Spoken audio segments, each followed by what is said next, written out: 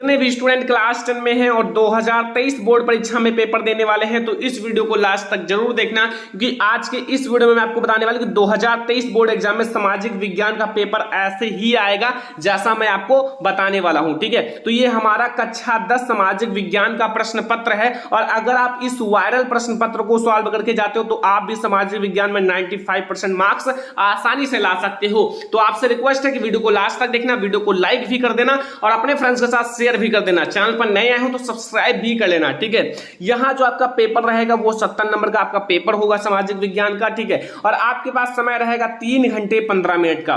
15 minute आपको अच्छे से पेपर को पढ़ना है कि पेपर में क्या क्या दिया हुआ है, कितने नंबर हमें पता है। ठीक है, एंड फिर आपका कुछ निर्देश दिया हुआ है। ठीक है, कुछ आपके निर्देश हैं, इसे आप पढ़ लेना जरूर। जैसे यहां में आपको लिखा हुआ है, यह प्रश्न पत्र 2 खंड का खा में विभाजित है। प्रत्येक खंड के सभी जो प्रश्न एक साथ हल करना आवश्यक है। प्रत्येक खंड का उत्तर नए प्रश्न से प्रारंभ करें। ठीक है, ऐसे आपके कुछ निर्देश दिए रहेंगे बोर्ड एग्जाम के पेपर में। फिर आप लोगों का यहां खंड का स्टार्ट हो गया। ठीक है, खंड का हमारा स्टार्ट हो गया बहुविकल्पीय प्रश्न से। सबसे पहले आपसे पूछेगा बहुविकल्पीय प्रश्न। ठीक है, और यहां निर्देश क्या दिया हुआ है, निम्नलिखित प्रत्येक प्रश्न के लिए दिए गए 4 विकल्प में से सही उत्तर चुनकर अपने उत्तर पुस्तिका में लिखिए। आप लोग प्रश्नोत्तर संख्या डालकर अपने कॉपी में लिखना। जैसे ऊपर आप खंड का डाल देना, फिर प्रश्नोत्तर संख्या फर्स्ट, फिर जो आपका सही है उसको लिख देना। जैसे पहला प्रश्न है, बेल्जियम मॉडल की मुख्य विशेषता क्या है। जो बेल्जियम मॉडल है उसकी मुख्य विशेषता क्या है। ऑप्शन नंबर का है, सत्ता में सभी जातियों की समूहों की साझेदारी। खा है, सत्ता में कुछ गिने चुने लोगों की साझेदारी। गा है, सत्ता में सभी धर्मों के लोगों की साझेदारी। एंड घा है हमारे पास, उपरोक्त में से कोई नहीं। तो इसका राइट आंसर क्या होगा, इसका राइट आंसर होगा का वाला ऑप्शन, कि सत्ता में सभी जातियों समूहों की साझेदारी। ठीक है, ये हमारा पहला प्रश्न है। दूसरा है कि महात्मा गांधी ने किस घटना के कारण असहयोग आंदोलन स्थगित कर दिया। ठीक है, आपके पास ऑप्शन नंबर का है रॉलेट एक्ट। खा है हमारा जलियांवाला बाग हत्याकांड और गा हमारा ऑप्शन है खिलाफत आंदोलन। एंड घा हमारे पास है चौरी चौड़ा कांड। तो आप लोगों को पता होगा ये चैप्टर नंबर 2 का है। तो ये चौरी चौड़ा कांड के कारण महात्मा गांधी जी ने असहयोग आंदोलन या जो आपका असहयोग आंदोलन को स्थगित कर दिया था। ठीक है, अगला क्वेश्चन है तीसरा नंबर क्वेश्चन, कि 1861 में जो संयुक्त इटली का शासक कौन बना। ठीक है, ऑप्शन नंबर का है विक्टर इमेनुअल। खा है बिस्मार्क। गा है विक्टर इमेनुअल द्वितीय। एंड घा है काबूल। तो इसका राइट आंसर क्या होगा, इसका राइट आंसर है विक्टर इमेनुअल द्वितीय। ठीक है, गा वाला ऑप्शन हमारा बिल्कुल सही है। इन सब को आप याद रखना, ये सब बोर्ड एग्जाम के लिए सबसे वीआईएमपी क्वेश्चन है। ठीक है, बोर्ड एग्जाम में हर साल पूछे जाते हैं। चौथा नंबर क्वेश्चन है कि हिंद स्वराज नामक पुस्तक की रचना किसने की थी। जो हिंद स्वराज पुस्तक है उसकी रचना किसने की थी। का है पंडित जवाहरलाल नेहरू ने। खा है खा है हमारे पास रविन्द्रनाथ टैगोर ने। गा है महात्मा गांधी। घा है बाल गंगाधर तिलक। तो आप लोग याद रखना, जो हिंद स्वराज पुस्तक है उसकी स्थापना या फिर उसकी रचना जो है वो महात्मा गांधी जी ने किया था। गा वाला ऑप्शन बिल्कुल सही है। पांचवा क्वेश्चन है कि जर्मनी का एकीकरण किस युद्ध के बाद पूरा हुआ। एक एक मार्क्स का क्वेश्चन है सारा, एक एक नंबर का है ऑस्ट्रिया प्रसा युद्ध। ठीक है, एंड द्वारा, या फिर खा है फ्रांस प्रसा युद्ध द्वारा। गा है फ्रांस ऑस्ट्रिया युद्ध द्वारा। एंड घा हमारे पास इनमें से कोई नहीं। तो इसका राइट आंसर क्या होगा, इसका राइट आंसर होगा हमारा फ्रांस और प्रसा युद्ध द्वारा। ठीक है, फ्रांस और प्रसा युद्ध द्वारा। खा वाला ऑप्शन हमारा बिल्कुल सही है।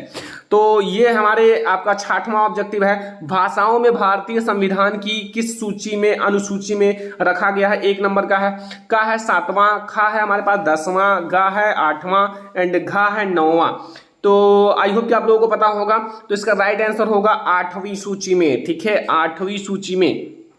अब हमारा आ जाता है अति लघुत्तरीय प्रश्न। 6 ऑब्जेक्टिव आपको मिलेंगे और एक एक ऑब्जेक्टिव एक एक मार्क्स का रहेगा। ठीक है, अब हमारा आ जाता है अति लघुत्तरीय प्रश्न जो कि 2-2 नंबर का रहेगा। ठीक है, जैसे पहला है, गांधी जी द्वारा चलाए गए 2 सत्याग्रह आंदोलन का नाम लिखिए या उल्लेख कीजिए। ये 2 नंबर का है, लेकिन अगर एक सत्याग्रह बताओगे तो 1 नंबर मिलेगा, दोनों बताओगे तो 2 नंबर मिलेगा। ठीक है, दूसरा क्वेश्चन है, लोकतांत्रिक शासन क्यों लोकप्रिय माना जाता है। 2 कारण लिखिए। 2 कारण लिखोगे तब आपको 2 नंबर मिलेगा, अगर 1 कारण लिखोगे तो 1 ही नंबर मिलेगा। ठीक है, 9वां क्वेश्चन है अति लघु उत्तरीय में कि भारत की उत्तरी पूर्वी सीमा पर स्थित दो लोकतांत्रिक देशों के नाम लिखिए, 2 नंबर। ठीक है, तो यहां से आपके 6 मार्क्स का अति लघु उत्तरीय प्रश्न खंड का में आएगा। ठीक है, खंड का में आपका 6 नंबर का अति लघु उत्तरीय और 6 ही नंबर का बहुविकल्पीय आएगा। एंड हमारा अब लघु उत्तरीय प्रश्न आ गया लघु उत्तरीय, तो इसमें आपके 3-3 नंबर के क्वेश्चन है। ठीक है, पहला प्रश्न मारियोन और जर्मेनिया कौन थी, उनको चित्रित करने का क्या उद्देश्य था, उनको क्यों चित्रित किया गया, ये 3 मार्क्स का है। अगर आपको नहीं पता है यह क्वेश्चन तो ये बता दो रायट एक्ट क्या था, गांधी जी ने इस एक्ट का विरोध किस प्रकार किया, ये भी 3 ही मार्क्स का है। अगर आपको ये नहीं आता तो इसको कर सकते हो। ठीक है, इसी प्रकार से एक क्वेश्चन और है। ठीक है, आपका अति लघु उत्तरीय में वर्तमान लोकतांत्रिक व्यवस्था में 3 चुनौतियों का उल्लेख कीजिए, 3 मार्क्स का। अगर आपको ये नहीं पता है तो आपके पास ऑप्शन भी है। लोकतंत्र में उत्तरदायी शासन एवं पारदर्शिता आवश्यक है, इसके पक्ष में अपना मत स्पष्ट कीजिए, ये। ठीक है, तो आप 3 मार्क्स का 2 क्वेश्चन है, आपको 4 क्वेश्चन मिलेंगे, 4 में से 2 ही क्वेश्चन लघु उत्तरीय में करना है। ऐसे ही आपका दीर्घ उत्तरीय प्रश्न है। दीर्घ उत्तरीय प्रश्न यहां देखो, पहला अंतरराष्ट्रीय आर्थिक विनिमय में 3 तरह की गतिविधियों या प्रवाहों का उल्लेख कीजिए, अपने उत्तर की पुष्टि हेतु उपयुक्त उदाहरण दीजिए। 6 नंबर का है, 12वां नंबर क्वेश्चन। अगर आपको ये नहीं पता है मान लीजिए तो आप इसे कर सकते हो। प्रथम विश्व युद्ध के बाद आई आर्थिक महामंदी का क्या कारण था, ये भी 6 ही मार्क्स का है। ठीक है, आप बना कर लिख दोगे, आपको नंबर बहुत अच्छा मिल जाएगा। ठीक है, प्रभावों का उल्लेख कीजिए। अब आगे देखो, यहां 13 नंबर क्वेश्चन 2 आपका दीर्घ उत्तरीय आएगा। 13 सत्ता की साझेदारी का क्या अर्थ है, यह क्यों आवश्यक है, किन्हीं 2 कारणों का उल्लेख कीजिए। 6 नंबर का है बच्चा पार्टी। और अथवा अगर आपको ये नहीं आता तो आप इसको कर सकते हो। संघवाद का क्या अर्थ है और संघीय प्रणाली किन्हीं 3 विशेषताओं का उल्लेख कीजिए। 6 नंबर का। ठीक है, तो देखो आपका 12 नंबर का आपका क्या आएगा, दीर्घ उत्तरीय प्रश्न। तो दीर्घ उत्तरीय प्रश्न बहुत ज्यादा इंपॉर्टेंट है। खंड का में आपका 12 नंबर, ऐसे खंड खा में 12 नंबर, यानी कि 24 नंबर का आपका दीर्घ उत्तरीय आएगा। अब आपका आएगा मानचित्र संबंधित प्रश्न 5 नंबर का। ठीक है, पहला यहाँ 14 नंबर क्वेश्चन में है कि निम्नलिखित स्थानों को भारत के रेखा चित्र जो चित्र है मानचित्र में डॉट, ऐसा डॉट, ठीक है, चिन्ह द्वारा नाम सहित दर्शाइए। ठीक है, सही नाम व सही आलंकन पर आपको आधा मार्क्स यानी कि 1 नंबर मिलेगा। अगर आप सही नाम लिखोगे तो 1 नंबर, और मानचित्र में आप सही से दर्शा दोगे तो भी 1 नंबर, आधा नंबर, आधा नंबर मिल जाएगा, 1 नंबर कुल मिला के। का वाला क्वेश्चन है वह स्थान जहां जलियांवाला बाग हत्याकांड हुआ, 1 नंबर का क्वेश्चन है। खा वाला है वह स्थान जहां नील की खेती किसानों ने आंदोलन किया, मतलब नील की खेती करने के लिए किसानों ने, 1 नंबर का है। और यहाँ हमारा खा वाला ये है कि वह स्थान जहां गांधी जी ने नमक बनाना प्रारंभ किया। ठीक है, गा वाला हमारा ये है नील खेती वाला। एंड घा वाला हमारा वह स्थान जहां सूती मिल श्रमिकों ने सत्याग्रह किया। ये सारा बहुत ज्यादा आसान है, मैं आपको करा दूंगा। ये आपका 2 वीडियो 3 वीडियो रहेगा मानचित्र संबंधित प्रश्न, और सब कुछ खत्म हो जाएगा, एक भी क्वेश्चन आपका छूटेगा नहीं। ठीक है, अंगा वाला क्वेश्चन है कि वह स्थान जहां दिसंबर 1920 में भारतीय राष्ट्रीय कांग्रेस का अधिवेशन हुआ। अब देखो 14 नंबर क्वेश्चन है केवल दृष्टिबाधित परीक्षार्थियों के लिए मानचित्र कार्य के लिए विकल्प। देखो जो देख नहीं सकते हैं, ठीक है, निम्नलिखित प्रश्नों के उत्तर अपनी अभ्यास पुस्तिका में दिखे, 1-1 नंबर का। ठीक है, आपको मानचित्र का प्रयोग नहीं करना है। देखो मानचित्र का प्रयोग ना कीजिए, जो देख नहीं सकते हैं उनके लिए। पहला, जलियांवाला बाग हत्याकांड किस स्थान पर हुआ, वही चीजें हैं। गांधी जी ने नमक बनाना किस स्थान से प्रारंभ किया, नील की खेती करने वाले किसान किस स्थान से आंदोलन प्रारंभ किए। और सेम क्वेश्चन है, ये भी 5 ही नंबर का है, लेकिन इनको मानचित्र का प्रयोग नहीं करना है। ठीक है, अभी तक हमारा खंड का था, यानी खंड का था, अब हमारा खंड खा स्टार्ट हो गया। खंड खा का मतलब है सेम चीजें रहेंगी, लेकिन आपका 6 ही नंबर का इसमें भी ऑब्जेक्टिव क्वेश्चन, लेकिन आपका ऑब्जेक्टिव क्वेश्चन चेंज रहेगा। ठीक है, ये याद रखना, भूगोल और आपका अर्थशास्त्र में से रहेगा इसमें। ठीक है, और उसमें जो हमारा रहता है वो इतिहास और नागरिक शास्त्र में से रहता है। सबसे पहले बहुविकल्पीय प्रश्न पर देखते हैं, 1-1 नंबर का है बहुविकल्पीय प्रश्न। देखो 15वां, निम्नलिखित में से किस प्रांत में सीढ़ीदार या सोपानी खेती की जाती है। ऑप्शन नंबर का है पंजाब का है, हरियाणा का है, उत्तर प्रदेश का है, उत्तराखंड। तो सभी को पता होगा, काफी ज्यादा आसान क्वेश्चन है, उत्तराखंड में किया जाता है बच्चों। ये हमारा घा वाला ऑप्शन बिल्कुल सही है। 16वां नंबर क्वेश्चन है, 16 नंबर, निम्नलिखित में से कौन सी रबी फसल है। का ऑप्शन है दालें, खा है मोटे अनाज, गा है चना, एंड घा है हमारा कपास। तो इसमें से हमारी रबी फसल कौन सी है, तो इसमें से हमारा चना जो है एक रबी फसल है। क्या है, चना एक रबी फसल है। ठीक है, 17 नंबर है, झारखंड में स्थित कोडरमा निम्नलिखित में से किस खनिज का अग्रणी उत्पादक है? ऑप्शन नंबर का है बॉक्साइट, खा है अर्वरक, गा है लौह अयस्क, घा है तांबा। तो इसमें से हमारा राइट आंसर क्या होगा? इसमें से हमारा राइट आंसर है अर्वरक। किसके लिए माना जाता है? अर्वरक के लिए माना जाता है। कौन सा? हमारा जो झारखंड में स्थित कोडरमा है। ठीक है, अगला क्वेश्चन हमारा आ गया है 18 नंबर क्वेश्चन। इनमें से किस राज्य में काली मृदा मुख्य रूप से पाई जाती है? का है गुजरात, खा है राजस्थान, गा है महाराष्ट्र, घा है हमारा झारखंड। तो काली मृदा जो है वो मतलब मुख्य रूप से महाराष्ट्र में पाया जाता है। कहाँ? महाराष्ट्र में। याद रखना, ठीक है, याद रहेगा क्योंकि बहुत ज्यादा आसान है। 19 नंबर क्वेश्चन है, मानव विकास सूचांक यानी कि HDI में भारत का स्थान कितना है? का है 120वां, खा है 130वां, गा 180वां एंड घा है 190वां। ठीक है, तो इसका राइट आंसर होगा 130वां स्थान है। कौन सा है? 130वां स्थान। अगला 20 नंबर क्वेश्चन है। 20 नंबर हमारा क्वेश्चन है कि भारत आय के दृष्टि से कौन सा या कैसा राष्ट्र है? का है उच्च आय वर्ग वाला, खा है मध्य आय वर्ग वाला, गा है निम्न आय वर्ग वाला एंड घा है इनमें से कोई नहीं। तो भारत आय की दृष्टि से कैसा राष्ट्र है? तो मध्य आय वर्ग वाला यानी कि खा वाला हमारा सही है।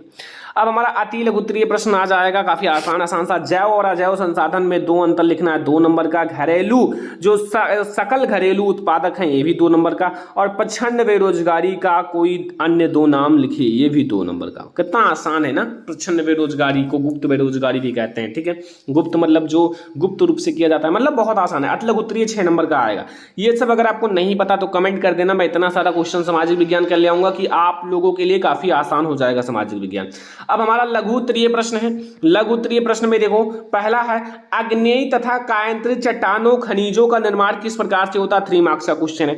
अगर मान लो ये नहीं पता है, ये आपको नहीं पता, तो अगला क्वेश्चन देखो, इसी में अथवा लगा हुआ है। ठीक है, कि किसी एक पेय फसल का नाम लिखिए, उसको उगाने के लिए अनुकूल भौगोलिक परिस्थितियों का विवरण लिखिए। ये भी 3 मार्क्स का है, तो कोई एक करोगे 3 मार्क्स मिल जाएगा। 25 नंबर, भारतीय अर्थव्यवस्था के विभिन्न क्षेत्रकों के नाम लिखिए, वह प्रत्येक का संक्षिप्त परिचय दीजिए। 3 मार्क्स का। अगर ये नहीं पता तो वैश्वीकरण पर संक्षिप्त टिप्पणी लिख दो, हो जाएगा। ठीक है, यह वैश्वीकरण क्या है? संक्षिप्त परिचय दीजिए। 3 मार्क्स का, यानी कि 6 नंबर का आपका इसमें भी लघु उत्तरीय प्रश्न आता है।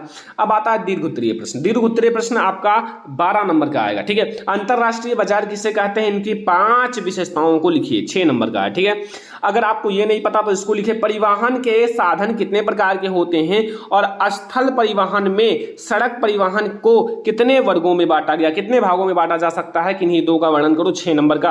अब हमारा अगला क्वेश्चन 27 नंबर, भारत में उपभोक्ता को समर्थ बनाने के लिए सरकार द्वारा किन कानूनों का मापदंड लागू किया गया? 6 नंबर का। अगर ये नहीं आता तो वैश्वीकरण का प्रभाव एक समान नहीं है, इस कथन पर अपने शब्दों की व्याख्या कीजिए। 12 नंबर का आपका खंड खा में भी आपका दीर्घ उत्तरीय प्रश्न आएगा।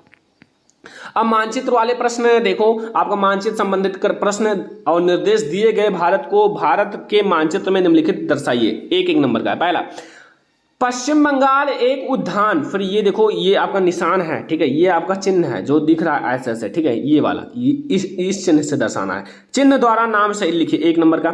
अगला, नर्मदा नदी पर बने बांध। ये देखो इस टाइप से है। ठीक है, चिन्ह द्वारा नाम सहित, ये भी 1 नंबर का है। अगला है महानदी, चिन्ह द्वारा नाम सहित, ये भी 1 नंबर का है। ऐसे कुछ तिरछा टाइप का गया है। ठीक है, कुछ तिरछा टाइप का जैसा इसमें चिन्ह बना हुआ है। ठीक है, अगला, झारखंड का एक कोयला क्षेत्र, ऐसे त्रिभुज बनाना है। ठीक है, त्रिभुज, थोड़ा सा त्रिभुज। ठीक है, 1 नंबर का। एंड यहाँ भारत के पूर्वी तट पर स्थित एक पट्टन, इस प्रकार से आयत, चिन्ह द्वारा। तो ये 5 नंबर का है बच्चा पार्टी, 5 नंबर आपको मिल जाएगा अगर। ठीक है, एंड ये दृष्टिबाधित है, तो जो देख नहीं सकते हैं दृष्टिबाधित के लिए ये भी 5 नंबर का है, लेकिन इसमें आपको मानचित्र का प्रयोग नहीं करना है। ठीक है, जो नहीं देख सकते हैं तो वो 5 नंबर इनको यहाँ से मिल जाएगा। तो यहां से मैंने आपको सामाजिक विज्ञान का जैसा आपके बोर्ड एग्जाम में मॉडल पेपर आने वाला है, ठीक है, पेपर आपका सामाजिक विज्ञान का, वो मैंने आपको बता दिया। अब आप लोग इस पेपर को सॉल्व कर लेना, जरूर सॉल्व करना, बोर्ड एग्जाम के लिए बहुत ही ज्यादा इंपॉर्टेंट है। और आई होप कि आपको ये वीडियो बहुत ही ज्यादा पसंद आया होगा। अगर पसंद आया हो तो इस वीडियो को ज्यादा से ज्यादा लाइक कर देना। अगर आपको इसका सोल्यूशन अच्छे से चाहिए तो कमेंट कर देना, मैं इसका सोल्यूशन भी प्रोवाइड कर दूंगा और सामाजिक विज्ञान के इंपॉर्टेंट क्वेश्चन भी लाना स्टार्ट हो जाएगा। तो इस वीडियो को लाइक करना, शेयर करना अपने फ्रेंड्स के साथ, चैनल पर नहीं हो तो सब्सक्राइब भी कर लेना। चलो फिर मिलते हैं नेक्स्ट इंपॉर्टेंट वीडियो में, तब तक के लिए धन्यवाद।